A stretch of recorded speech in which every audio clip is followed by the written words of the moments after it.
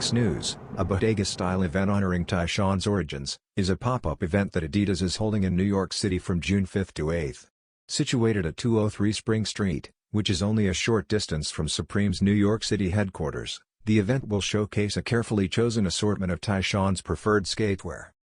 In conjunction with the occasion, Adidas is releasing a new Tyshawn 2 colorway, including collegiate navy patent leather overlays, gold accents, and a casual white/gray foundation.